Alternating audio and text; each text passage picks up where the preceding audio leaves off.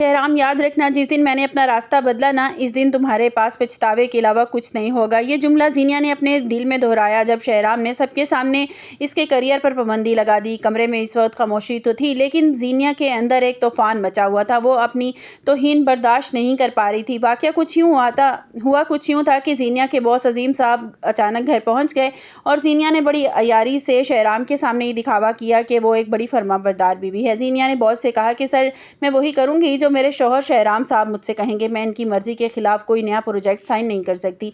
ज़ीनिया को पूरा यकीन था कि शहराम सबके सामने इसे मना नहीं करेगा और इंटरनेशनल शो पर इसे जाने की इजाज़त दे देगा, मगर शहराम का जवाब दिया तो ज़ीनिया के पैरों तले से ज़मीन निकल गई। शहराम ने बड़े ठंडे लहजे में बॉस से कहा कि ज़ीनिया अब कोई शो नहीं करेगी। शहराम ने साफ कह दिया कि हमारी निजी ज़िंदगी मुतासिर हो रही है। मैं नहीं चाहता कि ज़ीनिया अब मज़ीद काम जारी रखे। बॉस के जाने के बाद ज़ीनिया आपे से बाहर हो गई और शहराम से झगड़ा करने लगी, मगर शहराम अपनी बात पर अड़ा रहा।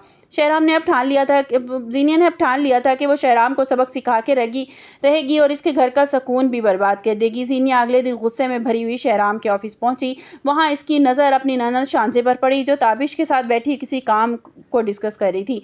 ज़ीनिया ने शैतानी दिमाग में फ़ौरन एक मंसूबा बनाया। इसने मासूमा बातचीत को एक गलत रंग देने का मंसूबा बनाया। वो सीधी शहराम की सेक्रेटरी ज़ारा के पास गई और उसे हुक्म दिया कि शांजे और ताबिश के बारे में ऑफिस में ऐसी बातें फैलाओ कि एक स्कैंडल बन जाए। ज़ीनिया चाहती थी शांजे इतनी बदनाम हो जाए कि वो खुद ही ऑफिस में आना बंद कर दे। शहराम अपनी बहन से बहुत शर्मिंदा हो जाए। दूसरी तरफ महक इस वक्त बहुत ज़्यादा दुखी थी, क्योंकि उसकी माँ ने उसको और ज़रार को खाने पर बुलाया था, मगर ज़रार अभी तक घर पहुंचा नहीं था। वो उसका कब से इंतज़ार करी थी। सीरत बेगम ने महक के कान भरना शुरू कर दिए कि देख लो महक, ज़रार को तुम्हारी ज़रा भी परवाह नहीं है। वो तो फरियाल के घर बैठा होगा। महक को पहले तो यकीन नहीं आया जब उसने जाकर ज़रार की गाड़ी वाकई समन बेगम चाची महक को पहले तो यकीन नहीं आया, लेकिन जब इसे पता चला कि ज़रार की गाड़ी वाकई समन चाची के घर के बाहर खड़ी है तो वो तड़प उठी। महक ने खामोशी से वहां पहुंची और छुपकर ज़रार और फरियाल की बातें सुनने लगी और इसकी आंखों से अंधेरे का पर्दा हट गया। ज़रार फरियाल से कह रहा था, फरियाल तुम मेरी बहनों जैसी हो, जैसी मेरे लिए ज़ीनिया है वैसे ही तुम हो। मैं तुम्हारे लिए अच्छा रिश्ता ढूंढूंगा, तुम फिक्र मत करना। फरियाल ने मुस्कुराकर जवाब दिया, ज़रार तुम और महक हमेशा खुश रहो। मैं तुम दोनों के लिए बहुत दुआ करती हूँ।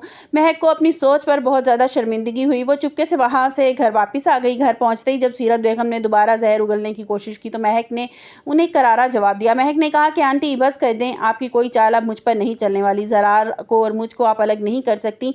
आप चाहती थी ना कि मेरा भरोसा मेरे शौहर पर से उठ जाए, लेकिन आज तो मैंने सब कुछ अपने कानों से सुन लिया है। सीरत बेगम खामोश हो गई। उन्हें समझ नहीं आ रहा था कि वो इतना बड़ा प्लान इतनी जल्दी कैसे फेल हो गया। उधर ऑफिस में ज़ीनिया की फैलाई हुई बातों की वजह से शांति भी बहुत परेशान रहने लगी थी, क्योंकि उसे महसूस हो रहा था कि लोग अजीब सी नज़रों से इसको देख रहे हैं।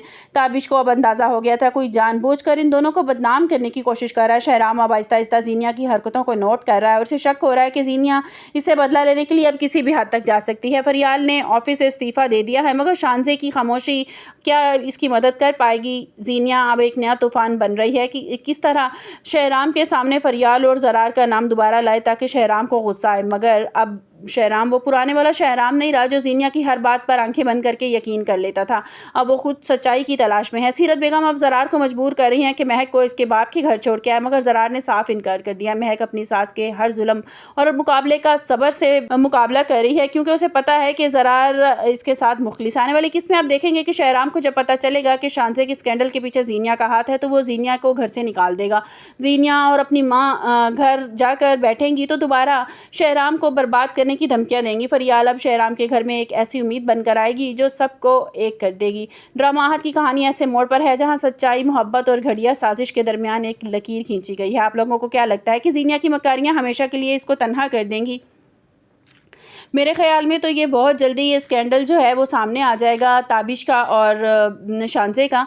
और जो शहराम है वो इस बात की इन्वेस्टिगेशन करने की कोशिश करेगा कि आखिर ये सब कुछ कौन फैला रहा है।